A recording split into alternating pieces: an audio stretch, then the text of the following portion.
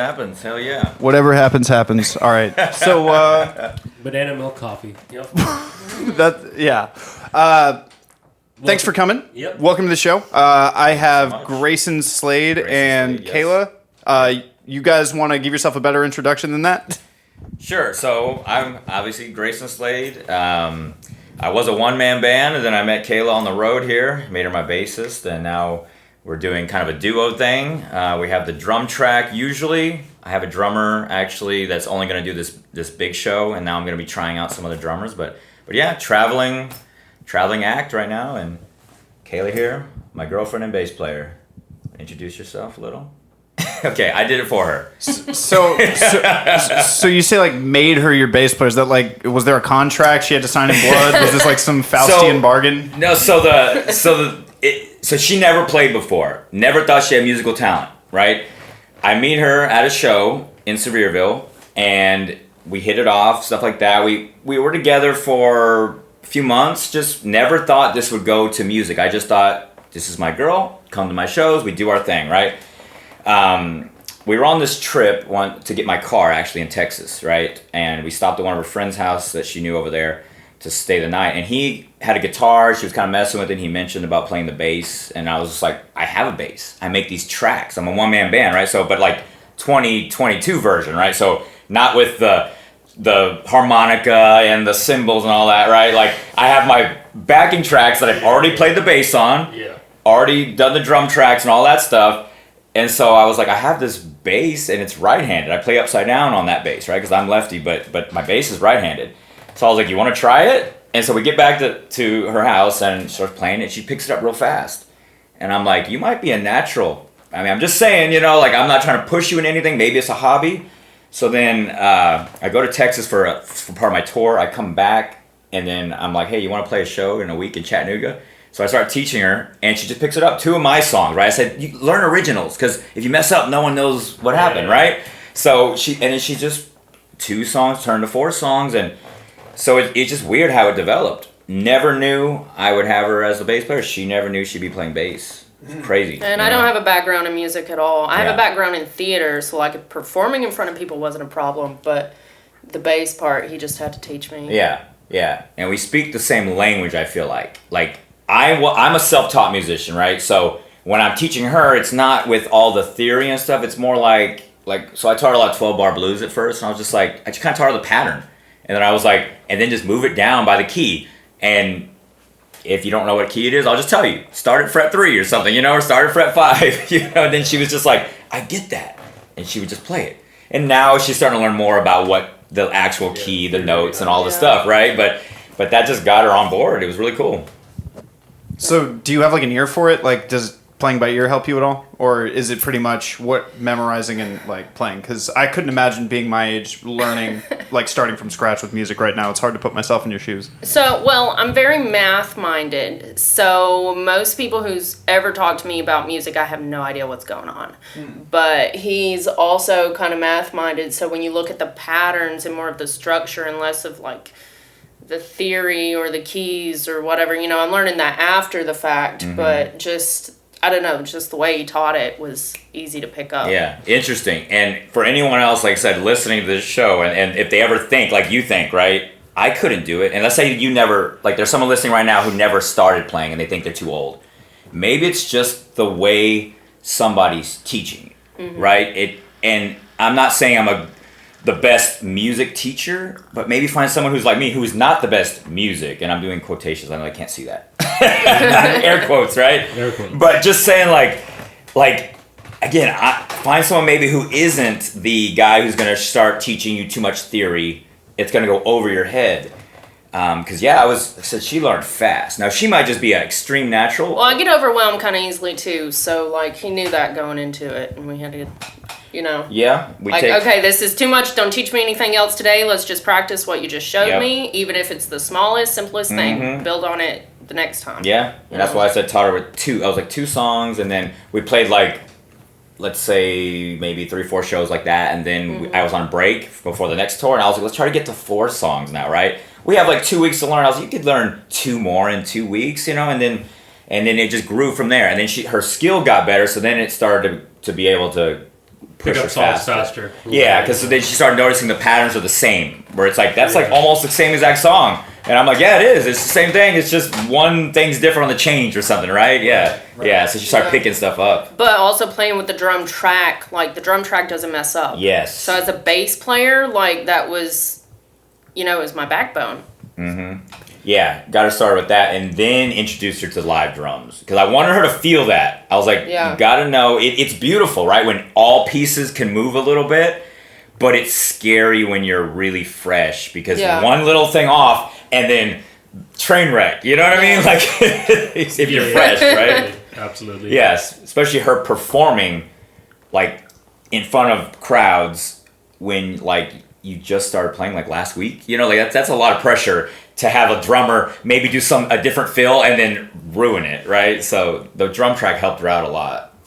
Yeah, can definitely say played a lot of shows where I just fucked up a drum fill, and I definitely rely on my bass player to be like, don't change to me. Yeah. Just keep doing your thing. Yes. I'll get back on. Yes, and that's the thing. Like with her being new, I was like, she didn't have that ability. So if there was a drummer behind us, it ended up being like she's gonna fall apart. You're gonna be like, oh crap, and then I'm up there going like, oh shit, what are they doing behind me? Like everybody's trying to find the one, but nobody can. Yeah. She's getting better because I told her about that too, about starting because sometimes the drum tracks like when we're at practice, I'll just have it going right, and then I was like, make sure you start on the 1. And then at first it was kind of like she didn't know what that meant, and then so she started like on the 2, and then I'm like, it's just kind of wonky. Like you can still play, but it's a little bit off. Yeah, but then I'm like, what's wrong with this? And I'm Why like, well, it's because you started right? on the 2. I was like, it's fine. I was like, but and then so then now she's getting it though, where she could just like feel it. I don't even have to like tell her like, and now, like she just jumps in. So and he's never let you forget about that. Start on the 2 once, and that's you for the rest of your life. No, see, I think it's 100 times harder with original music though, because like we had this thing. We've been playing together for fucking 13 years, since we were 12. I mean, damn, nice. It started with For Whom the Bell Tolls, and now now it's So like when we try and write new music, like we're sitting there trying to lock in on a groove that doesn't exist yet.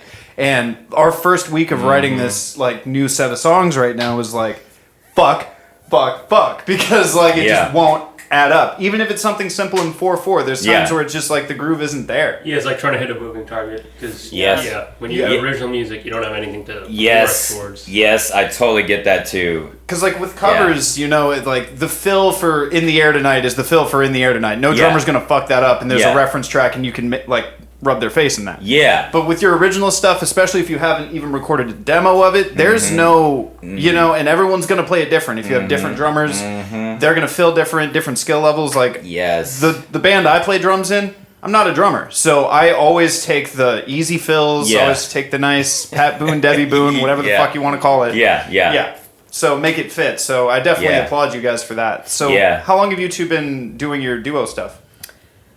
Yeah, how long have you been learning the bass? I started, I think, mid-January, and then I played the first show in Chattanooga beginning of February. Yeah, February. Right? So, I got back, actually, it was the last few days of January I got back from Texas. Like and she was playing the first weekend of February in Chattanooga with me. So, it was literally 1 week. Like, I think I got back on a Sunday or something like that. Yeah.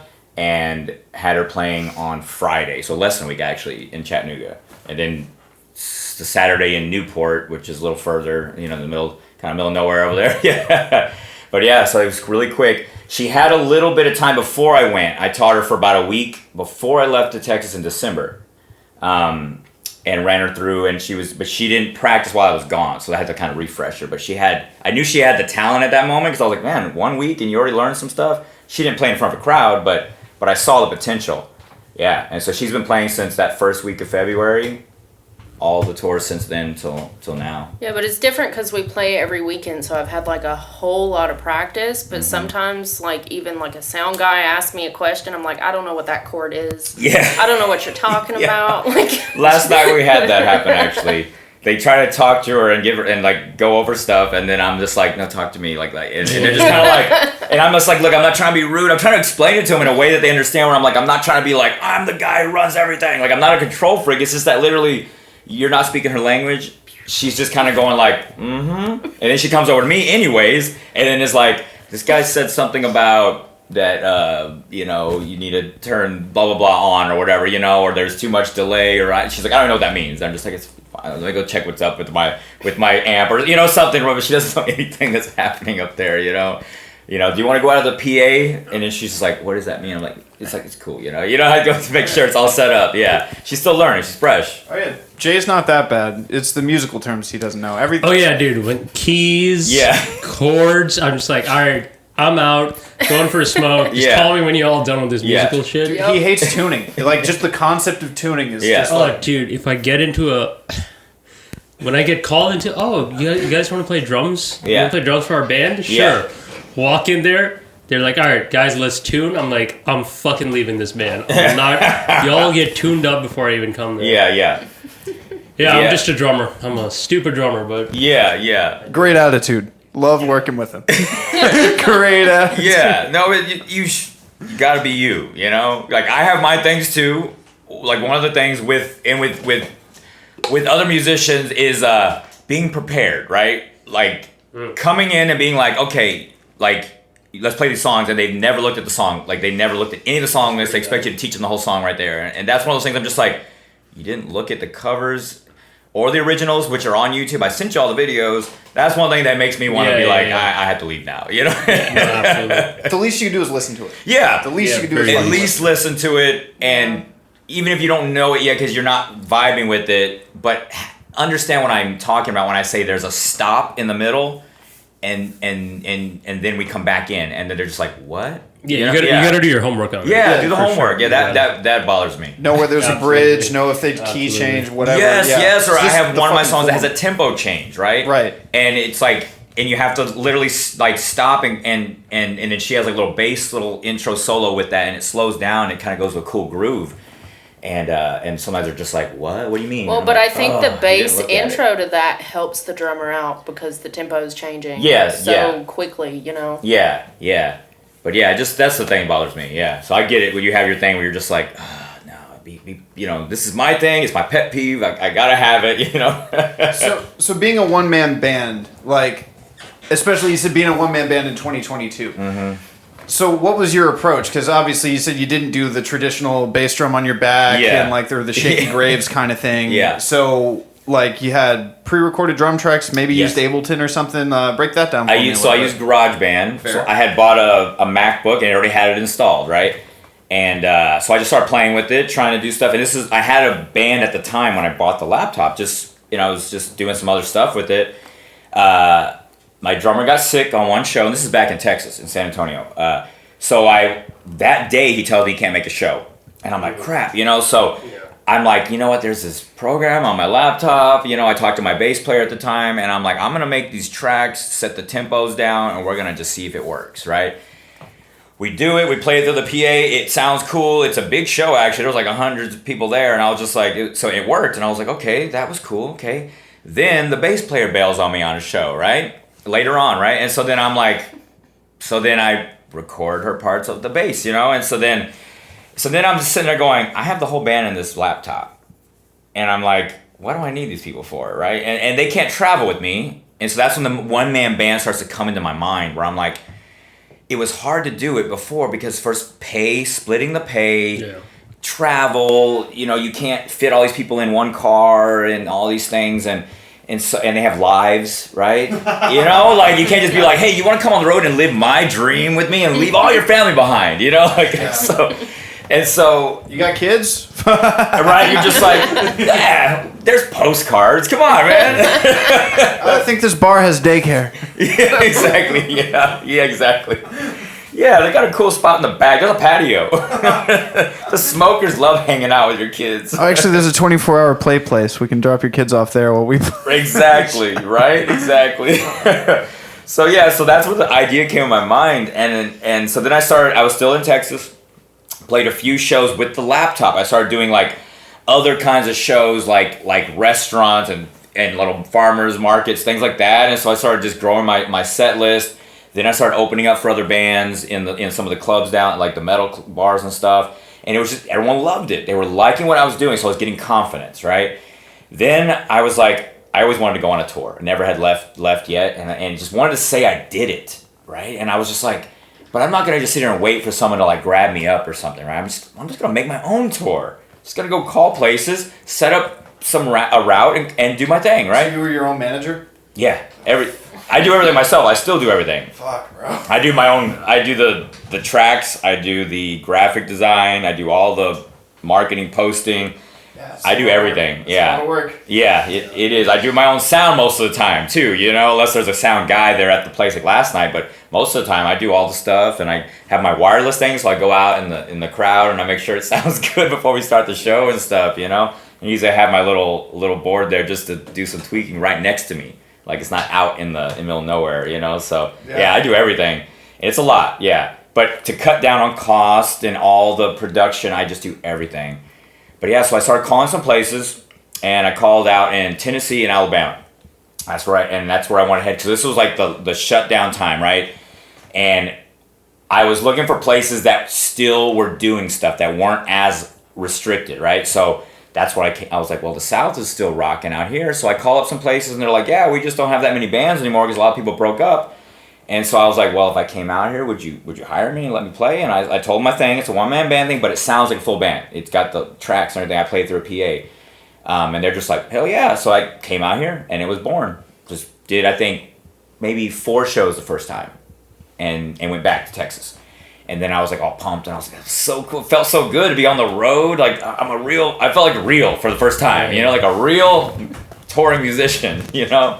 So then I did it again. I did like maybe 6 to 8 shows or something like that. And my music was doing better out here. So I decided at that time, and this was summer of 2021, I was like, I'm going to leave and live out here on the road permanently. And I'm going to tour back to Texas now. Just because the way it was just working out was I was making more money out here, more fans. And so then 21, I left and just lived in my truck out here, just town to town all the time. Have you hit Nashville yet? No, I haven't done Nashville. The closest I got was Cookeville, little town. I play mostly small towns. Yeah, I'm sure biker bars and places like that. Because, I mean, just that's who's going to take anybody during the pandemic. Yes. All these high-profile bars and, like, things on the main strips are going to take shitty cover bands that... Dude, I watched one. I was in fucking Nashville. 4 guys. One dude played the intro riff to Jesse's Girl, and he played it a little too long, so they were like, oh, shit, we're going to do it. And I could tell nobody in that band had ever played it before. Yeah. I think the drummer has never even heard the song. He was like some 18-year-old kid. Yeah. But, like, for me as a listener, that's what I love. Yeah. I want to hear you fuck up Jesse's Girl. But at the same time, I'm like, you're in Nashville on Broadway. Like, how? Yeah. You guys are supposed to be good. You guys are supposed to be able to play anything. So yeah, it's totally oversaturated. Got to get it in where you can, for sure. Yeah, for sure. Yeah. So you live in Sevierville? Is that home base? Sevierville now, yes, because that's where I met her, and that's where she lives. And so after we met, I made it my kind of home base, and that's what we talked about when we first met, because it was kind of like, okay, you're on the road. How do I be with a guy who's never around, right? And so I told her that I have dates already booked, right, all the way till, and I met her in October.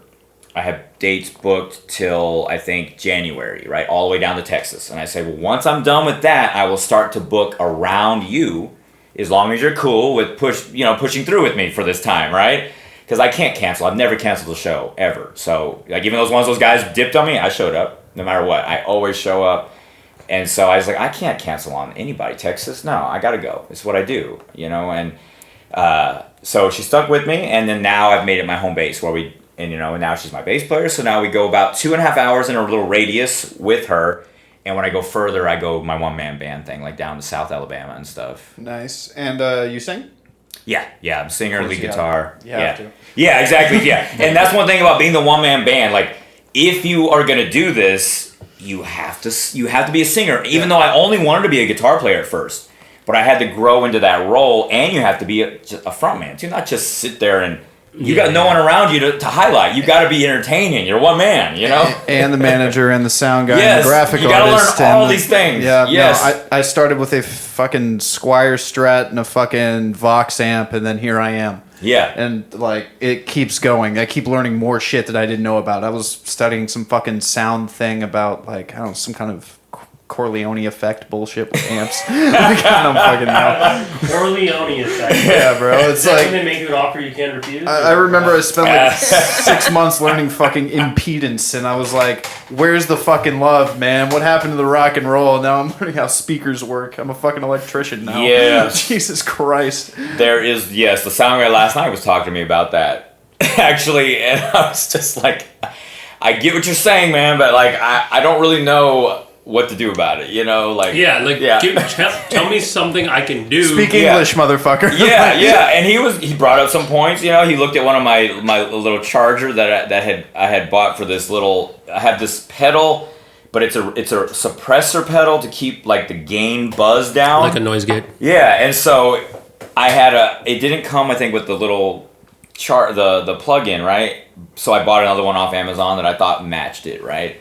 And or maybe it came with it. Maybe it was a package deal, but it was some dude selling it, right? So anyways, it didn't match. I never looked at it. I never looked at the little side of it, Male to female, or is it a stereo with the one strip or two strips? It's the I never bullshit. looked at if it was enough milliamps or blah blah blah, whatever the thing is. But he starts talking about that's why blah blah blah and this, and I'm just like, well, I'm glad you noticed that, but I can't do anything about it now. Yeah. How does that help? Right. Yeah, and I was like, but cool, but it's just crazy how people who know that stuff, like they know the speaker side as opposed to the music, they can find those little things and tweak stuff, and it's great knowledge. Yeah. I learned it from fucking up. I mean, we played at a fucking gas station one time. Yeah. And I brought the wrong fucking like connector for my monitors to like the laptop, and so when it came to the one part where I had like a sample triggered, nothing, because I fucking didn't connect it right. And then, I mean, we've had, 2 keyboard players walk out on us on stage before, and had to just keep on trucking. Like, it's... I will say, to that point, so obviously I know nothing about the actual, like, musical part, being just this stupid drummer I am. Oh, you should ask for his gear. You should do a rig rundown real quick. That too. Well, weirdly enough, I watch a lot of guitar, like, rig rundowns. He knows more shit than me. I don't know why. I have no good answer. But anyways, I work, like, as a tech guy, like, as a software engineer type guy. But I've gotten very used to bringing 1/4 inch jacks and power strips and, like, 1/4 inch to XLR, XLR to XLR, because every band I'm in, people always forget that fucking shit. Yeah. So that's where, I guess, to your point of, like, there's some people who know the kind of the wiring and the speaker thing. Yep. That's, like, more me. Yep. Don't even understand any of what this pedal maybe will actually do, but it could tell you about the whole voltage or whatever. Yeah, but like, just your experience has taught you that, like, I need to bring chords, because we're not going to play the gig if these guys don't have their chords, and they're going to forget. That's what they're going to forget it. Strings. People always don't have power strips. Yes, strings. I've been caught doing that before. That it's just, you're like, you just broke a string. You got an extra pack that's like missing one string out of it, right? And you're just like, I'm gonna take the risk. I'm not gonna break that string tonight. Of course, you break that string, and you're just like, crap. So either now I have to put a different gauge string for the one I need, right? Which feels weird when I do that, where I'm just like it's like, this is way too thick for what this string's supposed to be, but you stretch it to make it tune. Or somebody runs home and grabs me some strings or something. It's like, I got some in my house, and I go, I've done that, but I try to be like, buy like a pack of like 3 or 5 off Amazon or something of strings, just to always have them, because shit like that happens. Yeah, it does. It always bites you when you don't want it to. Yeah. So you got this big show coming up at the Sevierville Auditorium? Yes, Civic Center. Yes. Civic Center. Oh. Yes. So my whole goal out here. How'd you get that gig, by the way? It's big. So my master plan, right, was like to do this. This is what my whole thing was when I said I'm going to go touring, right? I want to go to these bars, these small bars, right, the biker bars, or anywhere I can go. I'll take a city too, but I kind of thought maybe they won't let me. It's fine. But I'm going to build a crowd, right? And when I have enough people who show up to these bars for me, I'm going to take them to an arena, a small theater. I'm going to rent an arena. So this is all produced by myself, right? And I'm going to hire everybody from the door guy to the other bands to, myself who's a sound guy, everything. I'm going to do most of the parts, right? But I'm going to create a self-produced independent show when I have enough fans in a market. And Sevierville happens to be the first market. It was the first place I played when I left Texas, actually. Like, for some reason, I went there first, right? And then I kind of backtracked to Cookeville and then went back to Chattanooga. It was all like zigzaggy, right? But that was the first place. And so I've built the most fans there.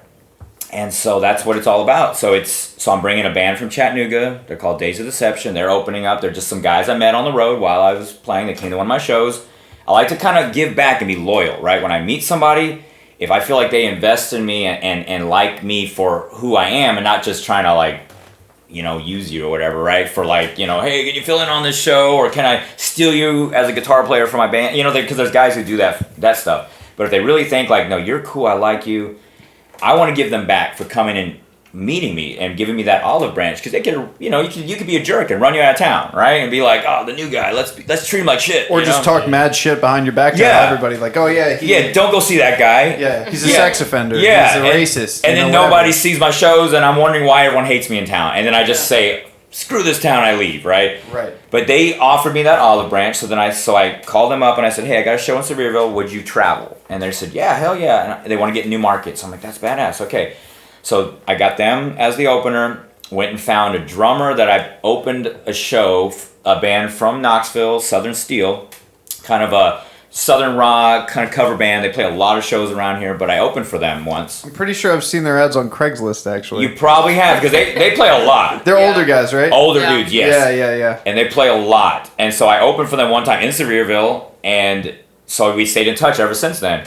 So I call up the drummer, because he actually jumped out of the band because of family stuff, because they're older dudes, right? So he has a senior in high school, so he's like, I got a lot of stuff to do with my kid. I want to be there. Can't be playing shows 3 times a weekend with these guys. Yeah. So he jumped out. So then I messaged him. I said, hey, I know you want to do your family stuff, but would you want to play one show? It's not like a bunch of stuff. And he's like, hell yeah, I'll play one show. So we got him. So that's where we're going to go practice later with him. And so that's how I just built the whole thing, man. So it's just all created myself. Everything's risk. If it fails, I'm literally the one who takes the whole loss. And No, I respect the hell out of that, because I've always had a very similar idea of you crowdfund the show. So that way you make sure that you come out in the green, but they pay for the rental of the place. Yes. They pay for pretty much everything. And then you can always add bonuses like, okay, so if you donate X, you'll get front row seats until we sell out. And then so that's kind of how you sell the place out, is put the cost on them. But yes, I mean, you're actually fucking doing it, so that's fucking cool, man. Yeah, but the risk is on you, because it may not work. Some people just be like, nah, I don't want to, or just whatever, because some people are just cheap. It's a Wednesday night. Come on, man, not a Wednesday night. Yeah, and that's and so finding the right day as well, right? Like with all the stuff happening, especially in Sevierville. Yeah, it's a very big. Like every single weekend, there's a car show. It's game day this weekend. Yes, you know what I mean. You gotta be fucking careful. You gotta be careful, and so that's and that was a tough one. Yeah, so I actually picked the date for the show because I've lived in Sevierville longer. I was like, just trust me. Yeah. Let's do the first weekend of October. It's going to be great. Are you related to Dolly? No, I'm not even from Tennessee. Do you know her? What? Do you know her? No. You're not from Tennessee? Yeah, so are you both Texans? Or no, I'm from Kentucky. Yeah. Yeah, so I'm from Texas, she's Kentucky, and she had moved to Sevierville, and then I just happened to be touring through and met her. And you've been traveling before you were touring?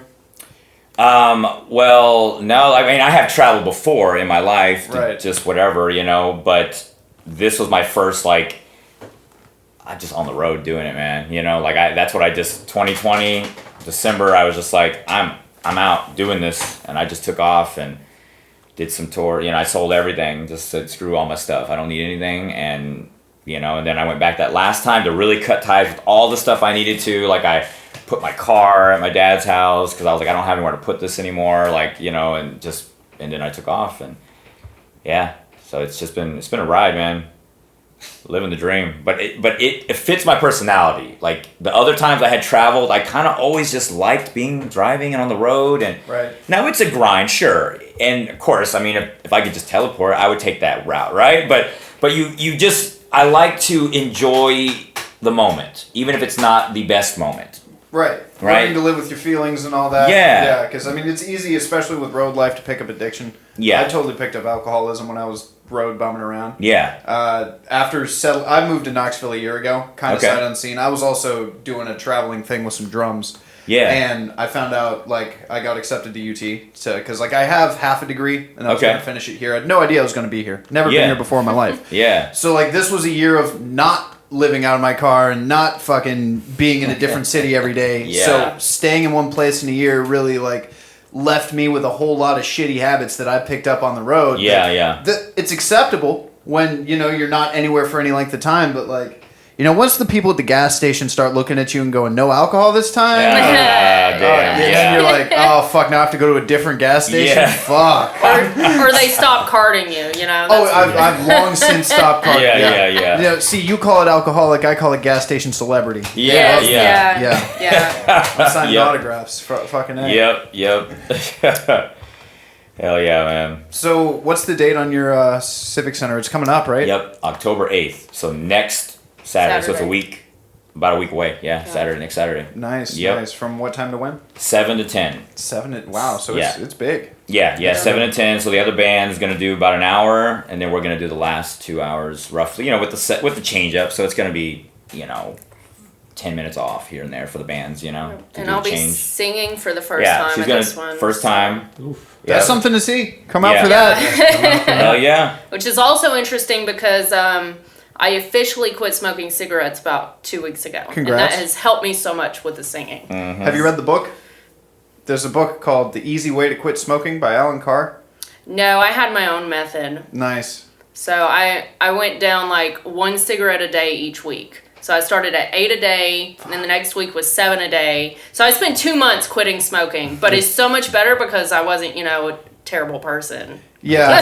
Just want to say that's a very smart way of doing it. Yeah. But you have to hold yourself accountable. But the main thing about quitting cold turkey is what's the point if you're just going to pick it up in 2 days because you can't handle it? Well, Yeah. I think every time I've also quit cigarettes, but it's easy to slip back to. Like, I smoked a cigarette today. Yeah. But fucking, it's like the extent of my own dishonesty with myself. Every time I reach for a cigarette, it's how many lies am I going to say to myself to smoke this? What am I getting away with? What am I indulging? So, yeah, like I said, fucking addiction. It gets you in all kinds of ways. You don't have to be a heroin addict to be an addict. Some people are fucking food addicts, social media addicts. Like, we fill the void with whatever.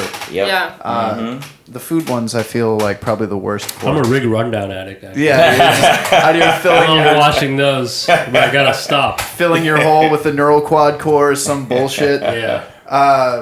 Do you tour under your name, or do you have a band name, or is it just Graysin I Slade? just use my name, yeah. It's kind of one of the things I started back in Texas, and I just, you know, as you kind of find who you are, right? Like, so San Antonio, huge on metal, right? It's a metal city.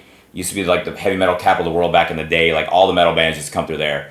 And so that's the culture is built on that. So when I first started bands, I was thinking metal. I was like, I'm gonna be like a Motorhead, Megadeth, Metallica stuff, you know. And that's what I started playing. I had to kind of stop that when I came out here, especially the more country biker bars, and needed to kind of tone it down to more blues and like Tom Petty and Bob Seger. Pretend to be Stevie Ray Vaughan if you want to really pull the Texas card, right? And I do some Stevie Ray, I do Hendrix, I do stuff like that, and yeah, they like that stuff, but I mix it in. I try to find where I can mesh. I like what I'm playing, and they like what I'm playing. They might want something more this way, and I might want something more this way, but we try to find that group, that middle ground, right? And so Stevie Ray is one of those, but then I only like to kind of touch artists because I don't like to be the tribute guy, you know. Right. So I'm like, you get one or two of those, that's it, you know. Yeah. There's enough tribute shit in Sevierville for sure. Yeah. See, we met in Florida, like Tampa Bay, Florida, and I mean that's a huge metal town too. Yeah. Bands. I mean, I'm pretty sure. I mean, Cannibal Corpse for sure, but like Death.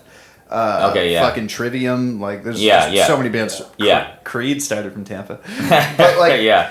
The Tampa music scene, besides the metal stuff that we saw, there's a huge blues community and a lot of jazz. So it's pretty diverse, but a lot of old people for sure. Yeah. And then we lived in California for a bit. He lived in California longer than me, but like again, huge variety of music. So like when I came here, I lived in Memphis for a couple years, so blues for sure. I was in a couple R&B, like neo soul type bands. But when I moved here, I noticed a lot of people really like butt rock. Like Five Finger Dick Punch still flies here. Fucking Nickelback. Like people like that shit. Yes, though. Like, they do. I can't talk shit about it. Yeah. Because I'm gonna hurt somebody's favorite band. Yeah. So. And it's again coming from San Antonio, it was different, right? Yeah. Like you wonder how like when people like they're out there touring, they're getting shows and stuff, like a Five Finger Death Punch, you know, and you're just like, I didn't know anyone who really liked them. And then you come out here and you're like, oh, they have a huge fan base in other places, right? So that's why they can sell the records and do their thing, you know. But yeah, they love that stuff, and I get requests sometimes for that stuff, but I'm like, look, I don't really play that. It's, you know, I try to find that middle ground. Right, finding the middle ground. Yeah. Because I've just regionally, there's so many things that you won't find unless you actually go there. Like, weirdly enough, Kevin Costner played here last year. I didn't even know he had a fucking band. Me either. That's the first time I'm hearing of it. Exactly. I don't know who that is. Waterworld. He was an actor. He's in a bunch of movies. Oh. Yeah, it's probably nothing she's seen. Probably not. No. But yeah, you find these guys like Johnny Depp plays in something, Keanu Reeves plays in something. I'm just like, they all these yeah. dudes have a thing, you know? Yeah. So. But you use your name, I guess. You get somewhere and you go into some other project. Right. You know? Find your niche and fill it, right? Yeah. You got to find your... Yeah. Like, I mean, that's what you're doing. Yeah, exactly. But yeah, so to that thing, like I said, I was doing the band stuff, and then I started to really, I guess, shine myself when I took over singing, really, right? So before I had the band with the drum track and all this stuff, where the guys quit on me, I had another band I was trying to build, and I couldn't get a singer, right? Like, because they always want to take over the band because it was my band, right? You know what I mean? And they're just like, they come in and they want to have all these things, and I'm like, dude, you're singing the set we're already doing. We're already the band. We just need you to sing. It was hard to keep them in without the ego blowing up and stuff. So then I finally just told the guys, I was like, how about I just sing? You know, I'm not very good at singing. I had never sang before, but I'll carry the band on my back until we find a singer. When we're out there playing, somebody will walk up to us and sing for us probably, right?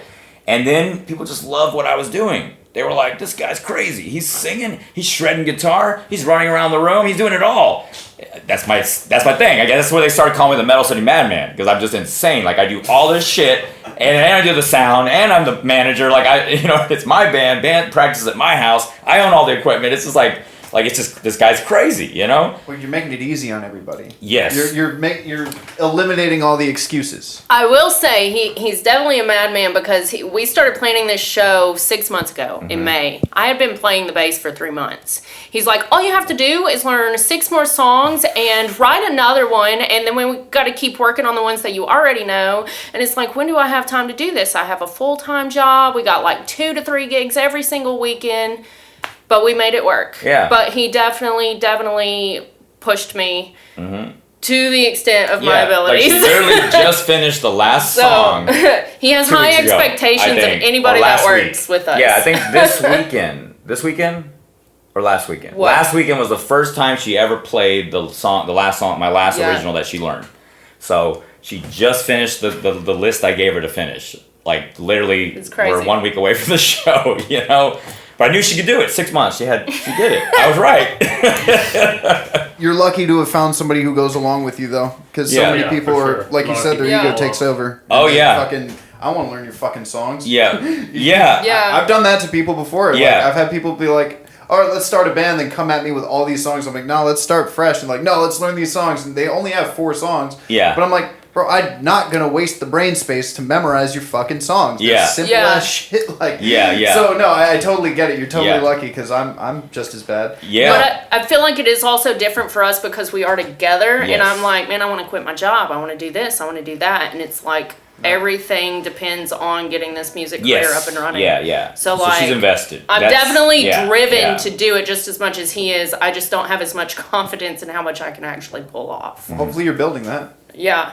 I'm excited to sing next weekend, because I feel like that's what's really going to give me like the confidence I need with that part of it. And also just knowing that, you know, he's always the front man. People always come up to him first. They always talk to him more. And I just, sometimes, you know, you feel like, nobody knows who I am. It doesn't even matter if I get up there or not, because he does the one-man band thing and people love him just as much. So, you know, I'm still sort of like finding my place in the big picture. Look at it as taking weight off his shoulders. Like, I'd imagine if you didn't have to do all these fucking things and had reliable people, you would. Right? Yeah. Oh, yes. And that's my dream, obviously, as I grow, to give stuff away, right? To to if I could afford to have someone to book all my shows, I would hire someone to do that, right? Yeah. To manage it, to make my schedule, right? Take pictures, be a sound, do your graphic, take the graphic design thing off of you. Yes. Anything like I would, yes. So think of it that way more than just like interrupting his thing, because like Yeah. I'm a similar way, and the hardest part was to like learn to let go, because sometimes if you get so used to doing it your way for long enough, it does feel like you're getting like encroached on a little bit. Like, hey, I know what I'm doing. Back the fuck off. Just stay in your lane, bro. Yeah. But like at the same time, if you show them what you want and like communication, you can get shit. Yeah. Get it done. Yep. And so that's where I'm at. Just and I'm showing her even like just the marketing stuff, right? Like what I do, because I was like, hey, like market to your friends. You're from Sevierville. You know more people around here than that you have roots with, right? Like I know a lot of people, but they're fans, they're casual people, right? So I just kind of showed her what I did. I was like, well, send them this. This is what I say. Just showing her how and then so she did her part on that too. So she's coming along with seeing how much I work and why this is a full-time job, right? That why when I say she's like, what are you doing? When she's at work, texting me, and I'm at home, I'm like, working, And she's like, well, what do you do all day? I'm like, I don't have enough time. Like, if it was up to me, I would work about probably 12 hours a day, I don't let him do that. That'd be my goal, and that would be just like the limit, right? I'd be happy enough, but I probably want to do more like 16, but we'll go with 12, right? But now I try to get it all in when she's at work. Like, when she leaves, I work till she gets home, and then I don't work the rest of the day, right? So, but I showed her kind of what I do, and she kind of just is growing in all kinds of ways. So I'm letting go of things, right? I think if I do this again, I'll probably try to get with the promoter a little more, take off some of the promotions off of my hands, I've always found, like, especially now with projects going forward, I've spent way more money on pre-production shit and not enough in marketing, not enough in image, not enough in promotion. Yeah. So all my budget henceforth is going straight to that, because fuck. And literally this show, like again, I did it all myself. I didn't use anyone. It was just us doing the marketing. But it is the reason the show has already sold enough tickets to break even and is in profit, right? Yeah. Without the door people even showing up yet, right? Right. This is just literally pre-sales, and it's all due to me busting ass. Yep. Yeah. Yeah. He'll tell you from just watching me that, like, I do work a full-time job, I do other things too, but like when I'm every day working on some fucking he's always creative doing bullshit. some production, some music. Yeah. It never stops. Like, even if it's like I'm sending texts and emails in the car or on the toilet at the gym. Yeah. Like, we were at the gym one day, and like I'm on the Stairmaster thing. My phone rings and somebody calls and they're like, "Hey, can you play bass?" And I was like, "Who the fuck are you?" But so like next thing you know, I'm doing that. So like it's always being ready. Yeah. Saying fuck you to my job, saying fuck you to whatever. Like realizing that you can. Like that is another thing too. I think that people don't realize, because you were kind of programmed to work and be like comfortable. Kind of like comfortable and like subservient to the boss and the job, almost like feeling bad about calling in, bad about quitting and going on with your dream, right? Like you kind of just are built like that until you wake up and you just realize that they can replace me. Oh yeah, I can thank LSD for all that.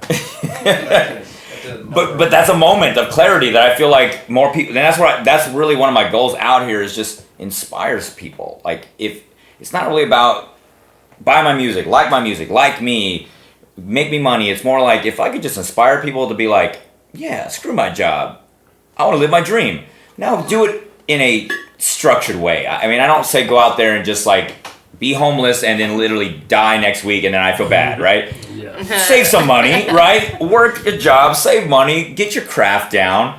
Because that's what I did. Before I did it, I had money in the bank to live off of, because I knew I was going to make crap when I first started.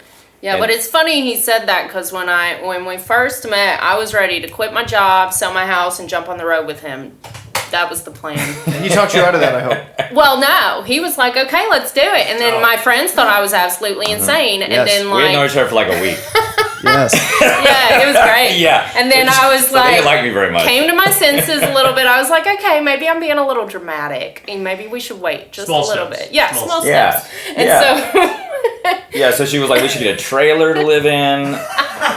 We'll pull it behind the truck. Not even like a real trailer, like a motorcycle trailer, right? So we went to go look at them, price them out. We actually have bought it now, right? Yeah. But we priced it out like, again, it was last like year. 2 weeks, like knowing each other. So we had the price, knew what we were saving for. And I was telling her, I was like, you can do it. I was like, it's just going to be hard. right? You got to be expected to know that yes, I make enough to support myself barely. When I met her, I wasn't doing so good, right? Now I'm doing better. But when I first met her, it was close. I had to come to terms with death, really. Like I had to realize, are you going to give up or are you going to die on the road maybe? And I just decided that I will die. I will never work a job again. I will be the legend that people found me on the side of the road dead with my guitar, and people talk about like how cool that dude was, that he just he had his guitar in his hand till he died, you know? Did that one job at Walmart just traumatize you for life? Yeah, but it's really more the freedom of the job. Like, I feel like I became alive when I started just traveling and being free. Living in parking lots. Like at Walmart. Pre-COVID, that we can't do that anymore. But yeah, I still do. I still live in the parking lots. Before I met her, literally, in Walmarts around here, I've never had trouble once. I have heard people got trouble, but I never did. It was post-COVID. I noticed it got shitty, but Sevierville, I used to, when I first moved here, the Cracker Barrel parking lot, that was one. There's also Sevierville, there's that little RV park, and you pull in 12, By 1. Knife Works? By Knife Works, there's a little RV park. Okay, you can pull in 12-1, leave at 6. Free place to sleep that you're not going to get mugged or shot. Nice. I haven't tried that. When I was playing in Sevierville, I would stay in eat. So I had a Planet Fitness membership. This is where I would take a shower. So I looked like I wasn't homeless when I'd show up to places, right? Cheers. That was one of my things important. too. Yeah, it's important. And so when I told her my whole setup, she's like, "That shit works." Like that's why she wanted to jump with me. She's like, you could be clean and work out and stay in the AC all day just working out and do whatever. I was like, yeah, I spend all day at the gym, Yeah. So I would stay in Morristown because there's a Planet Fitness, or Maryville at Planet Fitness. I would never stay in Sevierville. I drive in, play, and then go back. So that's always been my joke. Like anybody I know that goes to Planet Fitness, I'm like, so how long have you been homeless? Yeah. It's just like no shit. And literally, I'm like, and I've met them. And I know who is a lot of times when I'm in the locker room. I'm like, hey, you're like bonding with them. You're like, hey, and they're like, they don't want to admit it. I'm like, dude, I know. Come on. Yeah. I can tell. Look the way we're dressed. We're both wearing long john underwear. I know you slept outside. I know you slept in the cold outside. Like, don't lie. You don't wear that coming from your house, You pick the only gym that doesn't have a fucking contract. Come on now. Yeah. That's in all 50 states. And it's the most affordable. Yeah, exactly. Yes, and that was my goal. I knew that, so I was like, all these towns I'm playing in, there's one at least within 45 minutes of it. Always. Yes. Always. So I just getting my membership. This is what I'm doing. Living in my truck, taking a shower, charging my phone at the gym, and go on to my next thing. I think I've dropped this advice on the podcast before, but always you can get continental breakfast from all the 3-star hotels. They don't know who's a guest. You just walk in, look decent, grab a plate, and dip. I'm glad that you said that. I haven't tried it, but I've envisioned it. Because when I was at that death moment, when literally I stopped paying for food, right? That was another goal I did. I was like, no more food. Only time I will eat is when I pay for my food or somebody gives it to me. Right. To save money. Because I literally was bad. It was terrible. It was really bad. And, but yeah, I thought about that. I was like, what if I just go in there? And what are they going to just say? Get out? No, put that sausage back. Fuck Yeah. No, I'm calling the cops. Okay. I'm out. As long as you don't look homeless, like you said, you can grab a plate. They don't know. Well, and it depends on where you're working, too, because I've worked front desk, and I've seen a lady put all the yogurts in her bag, and I'm just like, dude, it ain't even worth my time today. They don't do shit. Yeah. Also, every Five Guys has free peanuts. I mean, I have perfected the art of eating for free. Nice. Without having to dumpster dive. Without dumpster diving, eating for free. Yes, I haven't gone that far, but I have eaten people who gave me their leftovers after, because they were just like, hey, I'm not going to finish these fries. And I'd be like, I'll take them. I will eat those fucking fries. I'll eat those fries, yeah. I've done that. I won't eat off of their hamburger or something. I haven't gone that far, but I'll eat their leftover fries or something, or extra chicken tender that's laying there. Doesn't Planet Fitness do free pizza Wednesday or some shit, or free pizza Tuesday? I think they do something like that, or donuts or something like that. I think they do. I have never gone to that, but yeah, they may have stopped doing that. I don't know. All right. But I have heard of that. I have. Before this podcast turns into homeless advice. Yes, you're gonna have a whole new fan base. Go down a rabbit hole here. Yeah, no, I could. Just prepare. Anyone who's listening to this and you're on the brink. Take these notes down. Dude, you already have 8 minutes of, fucking gold mining. You got Planet Fitness, Continental Breakfast. Yes, live your dream. Get the fries. Screw your job. Screw rent. Just pay off your vehicle, you know? This is a side of me I don't think Jay has even seen. Just barely. Get a thermal sleeping bag, right? Because it gets cold out there. Oh, yeah, you did know about the Planet Fitness. That was genius. He's like, our Planet Fitness. I'm like, all right, quick Planet Fitness story before we close out. So I went to the one in Midtown LA, which was, dirty as fuck. LA's disgusting. But I'm in there, I'm taking a shower, and there is a giant pile of cum in the corner of the fucking shower. And it's just thick, and it wasn't shampoo. Yeah. It was stuck there. And I was like, but it wasn't me. So I'm gonna leave the shower and someone's gonna go in and they're gonna think it was me. So what do? Do I leave the shower going, it wasn't me? Because that's exactly what the guy who did it would do. Yes. So I just blasted him on Yelp over it, telling him the same story. That was how I coped. But yeah, it was. That was the wake up moment if I need to get out of Planet Fitness. Yeah. Well, I haven't had anything that bad. My worst ones are just cold water. Oh, yeah, it's never hot. It's never warm water. There are some, but I make a note of it. I'm like, that's one I go to. I will skip this town because this town doesn't give a fuck about you. In the winter, it's freezing outside and you slept outside, you're fucking cold. You're like, I can't wait for that warm shower. The fucking water's so cold, you just jump in and jump out. You're like, screw this, I barely want to be clean, It's warm at best. Yeah, it's bad, yeah. I had one that was really bad. And I told her that too when we go to him. I was like, this is a good one. Enjoy. I've already pre-checked it out, Because I took her down to Alabama with me and on a trip. She had a vacation, so she was able to come with me. The AC went out in the truck. In the truck, so that sucked. And we were sleeping in the trailer. It was great. In the middle of we summer. had the trailer because we bought it with just mattress in there.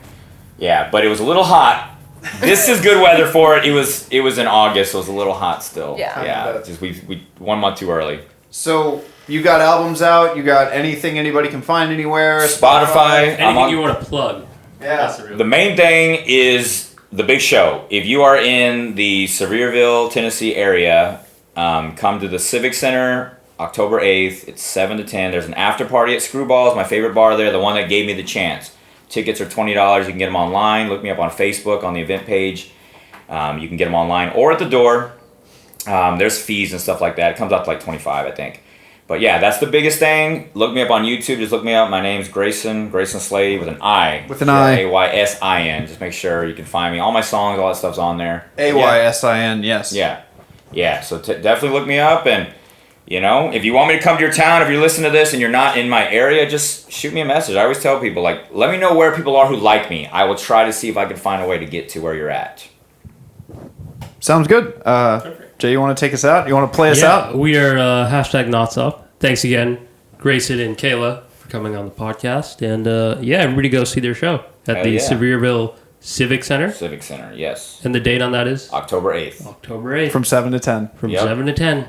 After party right at? Yeah, at Screwballs. Screwballs. Yep. It's a small place, so it's going to be packed, but it's going to be cool. It's cool people. Everyone invited is pretty much either someone I know or I have literally sold them the ticket. It's very personal. Literally. Literally, even if I just met them to sell them a ticket. But it's very not just randoms. So it's gonna be it's like a playing for your family out there. It's gonna be great. Oh, you want to drop your Venmo real quick or your Cash App? Or do you add Cash Graysin Slade? Cash App, yeah, just $Graysin Slade. Perfect. Yeah. Well, thanks. donate and we to are them. #NotsUp. We're #NotsUp.